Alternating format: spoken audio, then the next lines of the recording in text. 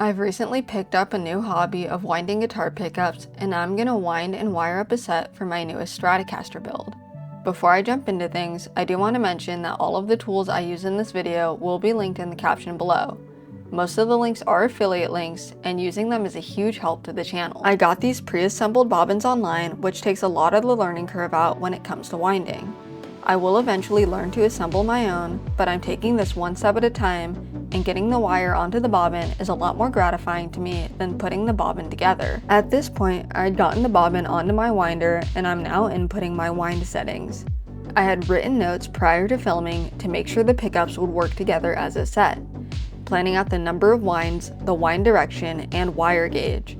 I decided on 7,000 turns clockwise for the neck, 7,500 counterclockwise for the middle, and 8,000 clockwise for the bridge. I also made sure the spacing for my guides was correct. I used this string action gauge to help inset the guides slightly so that the coils would not bunch up on the ends. It took me a few tries to get this right, but that is also the theme of my pickup winding experience so far.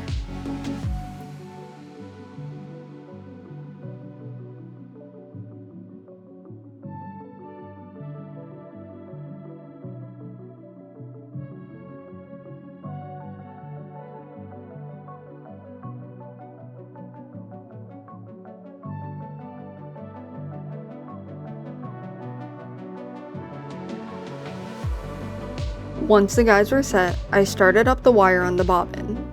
I strung the end through the collet a few times so that I would have a solid connection point to solder the leads onto later, and taped off the excess so that it wouldn't get in the way while winding.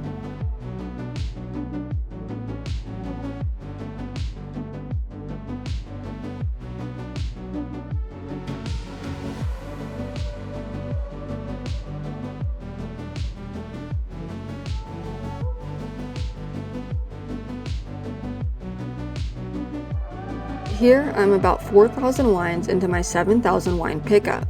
This is my first time winding with 43 gauge wire, and is a bit thinner than the 42 that I'm used to. And I just broke the wire.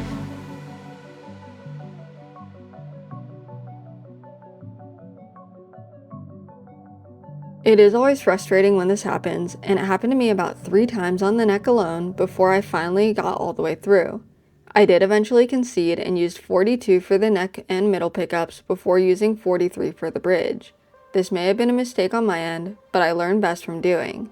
If the pickups sound awful and unbalanced, then I'll have my notes to refer to and know how to adjust on the next set. I'll also have a more tangible reason why to do things a certain way.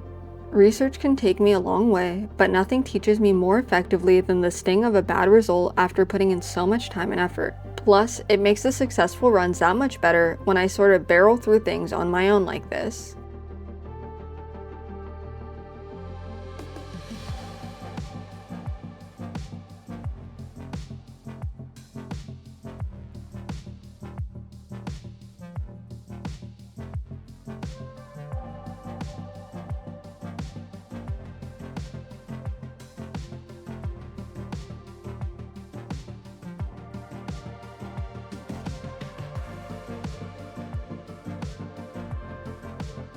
Ideally, while winding, I would keep a slow and consistent back and forth motion with my hand while distributing the wire. I struggle to move slowly and smoothly, so I try to offset that as much as I can by having the bobbin spinning at full speed.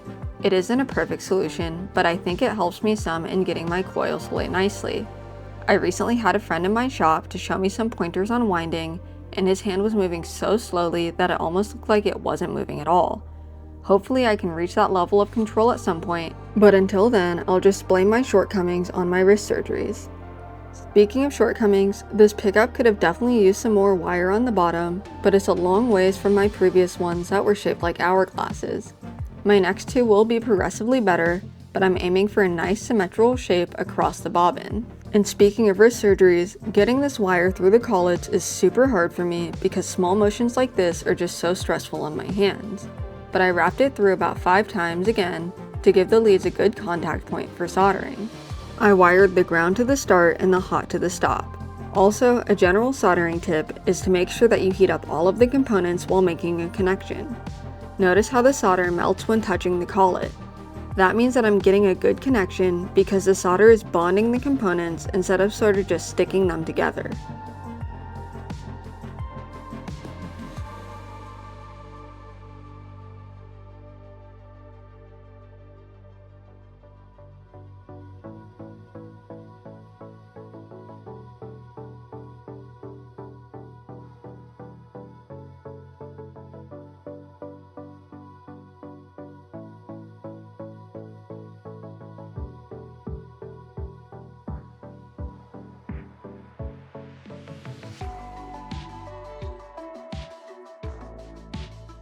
The process for the other two pickups is exactly the same thing, so I'm just going to time lapse them before getting on to the next step.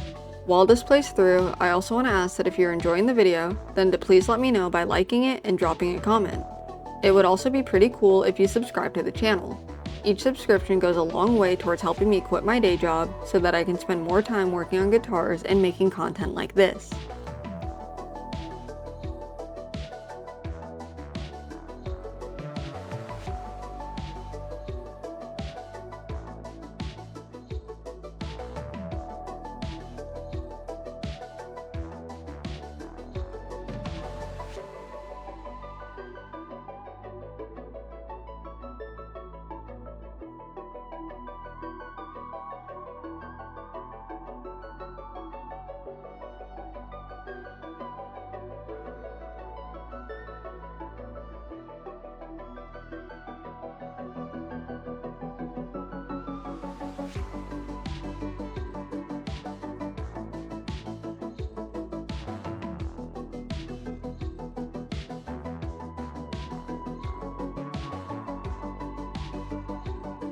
Now that I've repeated all of the steps for the first pickup on the last two, and made sure that they all have good readings, it's time to wax pot them. My process for this could be more precise, but so far it seems to get the job done. The goal is to leave the pickup submerged in the wax until the bubbles stop forming. When those bubbles stop, that's my sign that there's no more air left inside of the pickups because the wax has filled all of the voids. That wax will help to stabilize everything and keep any loose parts from moving around, resulting in a less noisy pickup.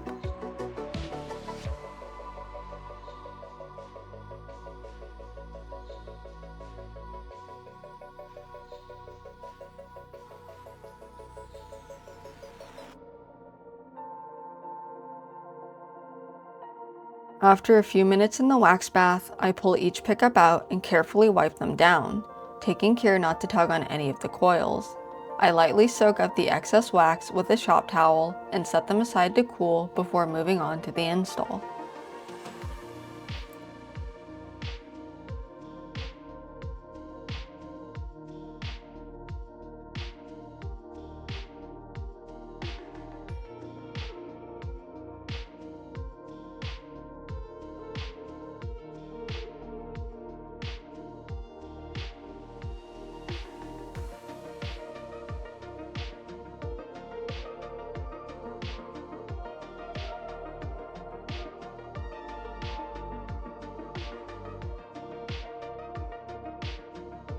The last step for these pickups is to get them magnetized.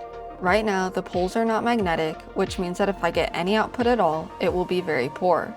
In order to fix that, I ran each pickup between two powerful magnets that I have mounted to my nut vise. After running each pickup through a few times, they were ready to go. I ran the neck and bridge to be south up and the middle to be north up. Running the pickups in alternate polarities helps to create some humbucking characteristics in the in-between positions on the guitar. To help a little bit more to cut out some of the unwanted sound, I also shielded the guitar cavity and the pickguard before installing the electronics. The people at Emerson Custom sent me this wiring harness to use in a project, and I thought this Strat build was a great candidate. This harness cuts out a lot of the time that I would usually spend getting everything pieced together, and it drops into the guard perfectly. It also has a fun mod to the traditional Stratocaster setup in that the second tone pot actually serves as a blender pot. When in the neck position, you can use it to blend in the bridge, and in the bridge position, it will blend in the neck. Even cooler is that in positions 2 and 4, you can use it to run all 3 pickups at once. That's a whole lot more tone options than you'll get from a standard Strat configuration.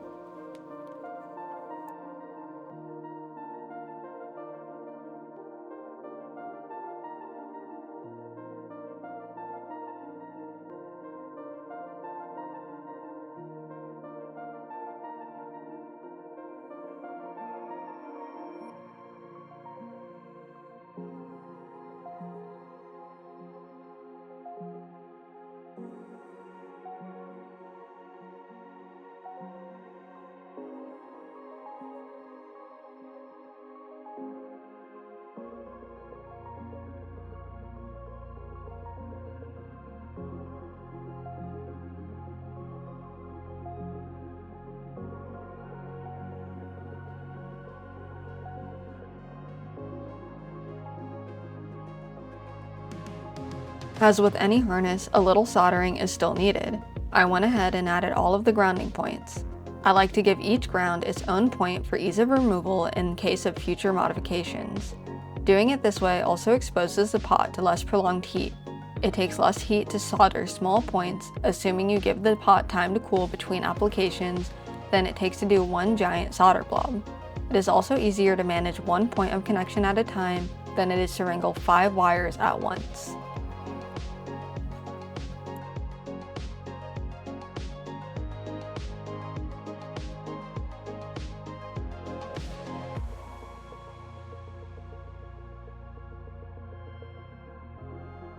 In order to keep things a little tidier under the hood, I cut the leads to leave just enough length for each one to slightly overreach its soldering point. Generally in a client's guitar, I would leave a little more lead just for assurance, but since this is my own guitar, and I'll likely rewind these pickups in the future when I'm better, I'm okay with snipping the wires pretty short.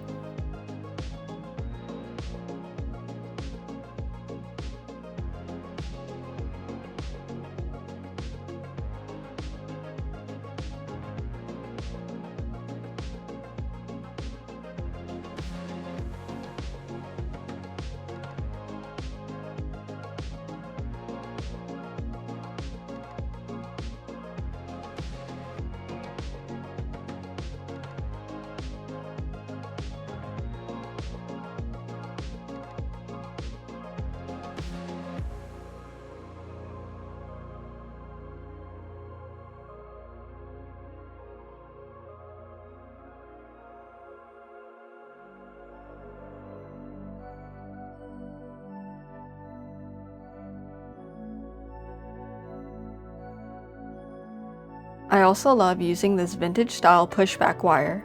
It gives me plenty of room to solder without worrying about singeing the casing.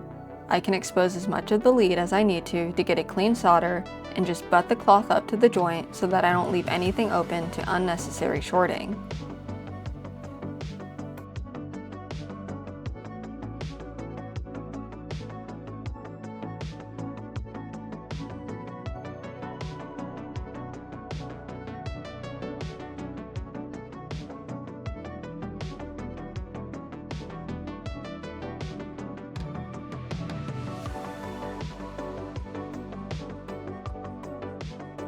I want to give a big thank you for making it to the end of this video, and an extra shout out to Eric and Rolando for subscribing to my Patreon.